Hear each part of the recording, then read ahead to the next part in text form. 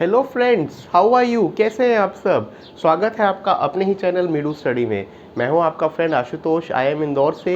And friends, जैसा कि आप जानते ही हैं, मीडू स्टडी है आपका अपना चैनल जिसमें हम मैनेजमेंट के अलग अलग सब्जेक्ट्स को और टॉपिक्स को बड़े ही सिंपल वे में डिस्कस करते हैं, समझते हैं। फ्रेंड्स, हमारे चैनल पे जो है 5 डिफरेंट मैनेजमेंट सब्जेक्ट्स के मॉड्यूल्स हैं, जिसमें कि marketing, HRM, human resource management, OB, OM, operations और स्ट्रैटेजी, इनके हम टॉपिक्स पे डिस्कस करते हैं। आज की हमारी जो वीडियो है फ्रेंड्स, वो एचआरएम यानी कि ह्यूमन रिसोर्स मैनेजमेंट की है। एंड ये हमने पिछली वीडियो में टॉपिक स्टार्ट किया था एचआरडी, जो कि होता है ह्यूमन रिसोर्स डेवलपमेंट। उसके सेकंड वीडियो है, आज हम इस टॉपिक को कंप्लीट करेंगे। तो पिछली जो हमारी वीडियो थी, फर्स्ट वीडियो दोस्तों, उसमें हमने जाना था कि एचआरडी यानी कि ह्यूमन रिसोर्स डेवलपमेंट क्या होता है, अलग अलग लेवल ऑफ नीड्स क्या होती हैं, और इसका जो है क्यों ये रिक्वायर्ड होता है ऑर्गेनाइजेशन में, क्यों ये क्रिटिकल है। आज हम उसी टॉपिक को आगे पढ़ेंगे और कंप्लीट करेंगे। चलिए दोस्तों, स्टार्ट करते हैं आज की वीडियो। सबसे पहले जानते हैं कुछ फंक्शंस ऑफ एचआरडी के बारे में कि ह्यूमन रिसोर्स डेवलपमेंट के मेन फंक्शंस क्या हैं। तो 3 फंक्शंस होते हैं एचआरडी के दोस्तों। सबसे पहला होता है ट्रेनिंग एंड डेवलपमेंट, दूसरा होता है ऑर्गेनाइजेशनल डेवलपमेंट और तीसरा होता है करियर डेवलपमेंट। इनके बारे में डिटेल में पढ़ते हैं, वन बाय वन इन टॉपिक्स को डिस्कस करते हैं दोस्तों। तो सबसे पहले training and development. This function of HRD focuses on changing और improving the knowledge based skills and abilities of employ. मतलब मेन फोकस क्या होता है? मेन फोकस ये होता है कि आपकी जो कंपनी में एम्प्लॉय हैं, जो आपके यहाँ काम कर रहे हैं, जो आपका ह्यूमन रिसोर्स है, उनकी स्किल्स को, उनकी एबिलिटीज़ को हम कैसे इम्प्रूव करें।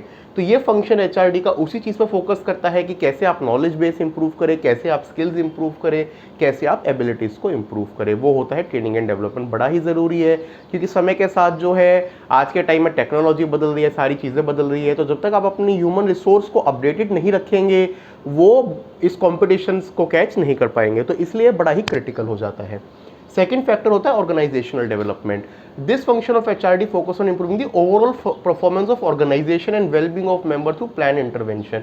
तो ट्रेनिंग एंड डेवलपमेंट में हम किस पे फोकस कर रहे थे? एम्प्लॉय लेवल पे। अब ये उससे और एक लेवल ऊपर है, मतलब ऑर्गेनाइजेशन लेवल पे कैसे परफॉर्मेंस इंप्रूव करें। तो उसके लिए हो सकता है कि आप कोई नई टेक्नोलॉजी की पूरी कंपनी लेवल पे ट्रेनिंग कर रहे हैं, सॉफ्ट स्किल्स की ट्रेनिंग करा रहे हैं। बहुत सी कंपनीज में जो है communication, logical abilities, mail etiquettes, जो सुनने में अजीब लगता है बट उसकी भी ट्रेनिंग दी जाती है, क्योंकि वो ऑर्गेनाइजेशन लेवल पे लोगों की परफॉर्मेंस को बढ़ाना चाहते हैं। और थर्ड होता है career development. It is important process that is meant to make employees realise their work potential. Career development consist of 2 part, namely career planning and career management. देखिए, कोई भी एम्प्लॉय जो आता है वो इस उससे नहीं आता कि मुझे सिर्फ कुछ टाइम काम करना है या मतलब ट्रांजेक्शनल वो करना है। एक एम्प्लॉय हमेशा ये चाहता है कि वो कंपनी में ग्रो करे, साथ साथ उसका करियर भी ग्रो करे, वो नई चीज़ों को सीखे। तो ये एक फंक्शन ऑफ एचआरडी में इंपॉर्टेंट पार्ट होता है करियर डेवलपमेंट, कि कैसे आप अपने एम्प्लॉय के ओवरऑल करियर को डेवलप करने में हेल्प कर रहे हैं। मान लीजिए किसी ने एज मैनेजमेंट ट्रेनिंग, बहुत सी कंपनीज हैं जहाँ पर बंदे को एज ट्रेनिंग हायर किया जाता है और उसको मतलब ग्रो करके डायरेक्टर लेवल तक लेके जाया जाता है, वो होता है करियर डेवलपमेंट। और ये एचआरडी का एक फंक्शन है। अब प्रोसेस ऑफ एचआरडी, एचआरडी को कैसे जो है किया जाता है, तो ये 4 स्टेप्स में करते हैं। सबसे पहले नीड्स असेसमेंट। देखिए, नीड को तो हमें असेस करना पड़ेगा ना, कि कहाँ गैप है, क्या ज़रूरत है। मतलब नीड असेसमेंट का बेसिक मतलब ये है कि क्या ज़रूरत है जिसको हम एड्रेस करना चाह रहे हैं। उस नीड के बेसिस पे हम अपने प्रोग्राम को डिज़ाइन करते हैं कि मेरा प्रोग्राम क्या होगा। इसमें मतलब क्या कंपनी के विद इन जो है सेशंस टाइप होंगे, कुछ आउटसाइड ट्रेनिंग करनी है या मॉड्यूल्स रखने हैं या कितने टाइम का करना है, वो सारा डिज़ाइन इस नीड पे भी डिपेंड करता है। थर्ड, उसको हम कैसे इम्प्लीमेंट कर रहे हैं, अलग अलग थ्रू डिफरेंट आउटसाइड कोच है, इनसाइड ट्रेनर है, या थ्रू ऑनलाइन मॉड्यूल्स है, ऑफलाइन क्लासेस है, डिफरेंट हम पढ़ेंगे डिटेल में। और लास्ट में उसको इवेल्युएट करना। इवेल्युएट करना किस लिए ज़रूरी है? ये देखने के लिए कि जो हमने प्रोग्राम इम्प्लीमेंट किया था, क्या वो कारगर रहा, क्या वो ठीक रहा, या उसमें कुछ सुधार की ज़रूरत है। तो देखिए, जैसे कि मैंने बताया, नीड असेसमेंट पहला स्टेप होता है जिसमें नीड ऑफ एचआरडी प्रोग्राम को इवेल्युएट करना ज़रूरी है। और ये कैसे निकलता है? Bye identifying gap in performance. अब आप ये आइडेंटिफाई कर रहे हैं, मान लीजिए आपका एक कॉल सेंटर टाइप सेटअप है, आइडेंटिफाई कर रहे हैं कि आपके जो कस्टमर केयर एग्जीक्यूटिव्स हैं वो जो है प्रॉपर वे में लोगों से बात नहीं कर रहे, जिसकी वजह से आपकी कंपनी को ठीक रिस्पांस नहीं आ रहा। तो कहीं ना कहीं मतलब उनके कम्युनिकेशन और सॉफ्ट स्किल में गैप है। तो उस केस में आपने गैप आइडेंटिफाई किया, उस गैप के बेसिस पे फिर सेकंड स्टेप पे आते हैं जिसमें हम डिज़ाइन करते हैं।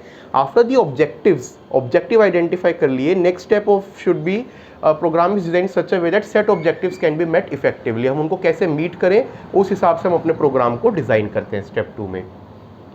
फिर दोस्तों थर्ड आता है इम्प्लीमेंटेशन, उसको इम्प्लीमेंट करना। This is the next phase of HRD in which where design programme is put into practice so that identify objectives can be met. मतलब हम उसे इम्प्लीमेंट कर रहे हैं, उस ट्रेनिंग प्रोग्राम को एक्चुअल में जो है लगा रहे हैं। और लास्ट में evaluation, this is the final step of process where effectiveness of program is measured. In this step it is checked whether design program has met the set objectives or not। तो जो first programme में हमने objective set किए, जैसे मान लीजिए हमने objective set किया था कि कम्युनिकेशन इंप्रूव हो, जिससे कस्टमर्स के साथ जो इंटरेक्शन है वो बेटर है। तो कुछ टाइम बाद हम इस चीज़ को कैसे चेक कर सकते हैं, हमें चेक कर सकते हैं कि एक्चुअल में कम्युनिकेशन इंप्रूव हुई या नहीं हुई। अगर वो हुई है तो इसका मतलब आपका प्रोग्राम इफेक्टिव था, नहीं हुई इसका मतलब प्रोग्राम में कहीं ना कहीं दोस्तों गैप था। टाइप्स ऑफ एचआरडी सिस्टम, अब 5 टाइप ऑफ एचआरडी सिस्टम्स होते हैं फ्रेंड्स। सबसे पहला होता है करियर सिस्टम, फिर होता है वर्क सिस्टम, थर्ड होता है development system, fourth self renewal system और फिफ्थ होता है कल्चरल सिस्टम।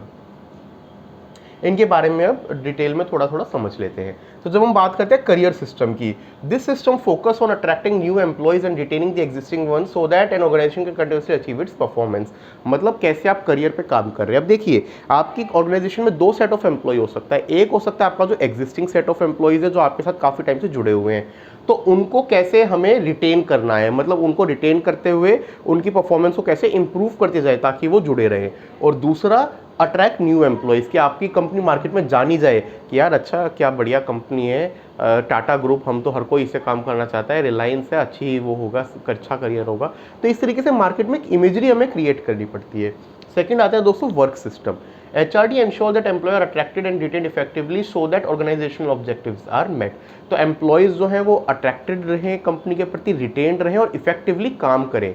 और ये किस लिए ज़रूरी है, ताकि ऑर्गेनाइजेशन के जो ऑब्जेक्टिव्स हैं वो मीट हो जाएं। थर्ड आता है development system. Business environment changes quite rapidly and organisation need to adapt to the change to stay competitive in the market. अब देखिए, बाहर का एनवायरनमेंट हमेशा चेंज होता रहता है। बिल्कुल रिसेंट एग्जांपल जो हर कोई जानता ही है, पिछले 2 साल में कोविड ने बिल्कुल जिस तरीके से कंपनीज और बिजनेसेस काम करती थी, उस चीज़ को ही एकदम से चेंज कर दिया। तो कंपनी जो है, आपकी कंपनी इस तरीके के चेंजेस को एब्जॉर्ब करने के लिए, उसके साथ अडेप्ट करने के लिए तैयार होनी चाहिए। वो होता है थर्ड पार्ट जिसे बोलते हैं डेवलपमेंट सिस्टम। फोर्थ होता है दोस्तों self renewal system. An organization needs to revive its business and products and services from time to time so that it can withstand the increasing challenge of changing business environment। business environment आज के time में बदलता जा रहा है, technology बदलती जा रही है।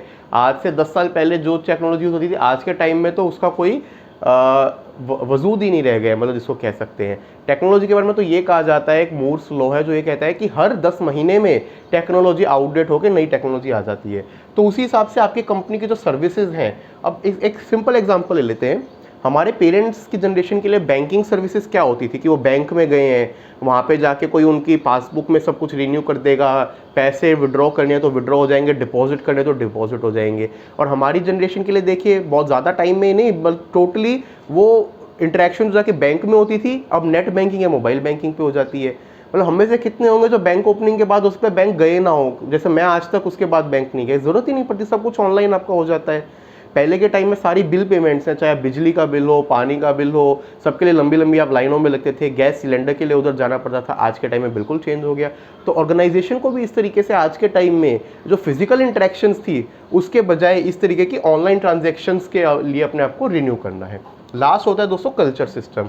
Employees in organization belong to different cultural background and have different culture mindset। HRD focus on creating a work culture where employee can work with the sense of togetherness to achieve organization goals and objective। तो company में अलग अलग culture के लोग काम करते हैं, मतलब अलग अलग देशों के करते हैं, वो तो एक MNC टिपिकल हो गया। आप एक टिपिकल इंडियन कंपनी का भी एग्जांपल ले लीजिए, नॉर्थ ईस्ट वेस्ट साउथ, उसमें भी अलग अलग जगह के कल्चर के लोग आके काम कर रहे हैं। तो आपकी कंपनी का जो कल्चर है, कंपनी का कल्चर क्या होता है, कंपनी का कल्चर होता है कि उसके अंदर के एम्प्लॉयज़ जिस वे में आपस में काम कर रहे हैं, उससे कंपनी का कल्चर जनरेट होता है।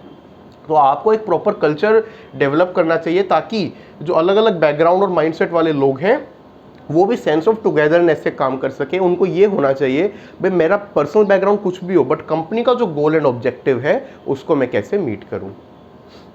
Effectiveness of HRD. एचआरडी की इफेक्टिवनेस के बारे में जानते हैं। सबसे पहले होता है effective linkage. HRD programme can be effective if all functions like performance appraisal, training, career development are align. तो डिफरेंट जो एचआर के फंक्शंस हैं वो आपस में अलाइन होने चाहिए। ऐसा नहीं होना चाहिए कि आप ट्रेनिंग डेवलपमेंट किसी और चीज़ के लिए कर रहे हैं और आपके अप्रेजल पैरामीटर्स या कुछ और है। नहीं, सब कुछ अलाइन होना चाहिए। Clear objective, HRD programmers follow set of clearly defined objectives to be effective. अगर देखिए ऑब्जेक्टिव क्लियरली डिफाइंड नहीं है तो प्रोग्राम कभी सक्सेसफुल नहीं हो सकता। इसलिए बहुत ज़रूरी होता है कई बार, मतलब आप एग्जीक्यूशन, मान लीजिए आपके पास जो है 3 महीने का टाइम है, तो अगर उसमें से आप 50-60% टाइम जो है उसको प्रोग्राम को बनाने में लगा देते, दैट इज़ ओके। बट जो बाकी टाइम है वो एग्जीक्यूट तब ईजी तभी हो पाएगा जब आपने प्लानिंग प्रॉपर की हो। Effective communication, communication is key factor in determining the effectiveness of HRD programme.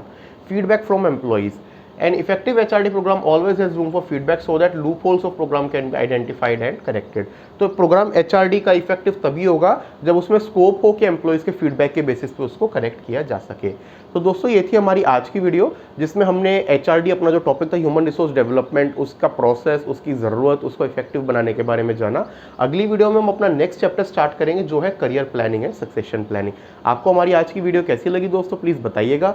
कोई भी सजेशन हो, कोई भी फीडबैक हो, आप हमारे कमेंट सेक्शन में लिख सकते हैं या फिर हमारी मेल ID medu.study@gmail.com पे बता सकते हैं। आपको हमारा कंटेंट अच्छा लग रहा है तो प्लीज़ हमारे चैनल को लाइक कीजिए, शेयर कीजिए और सब्सक्राइब कीजिए। Thank you friends, take care.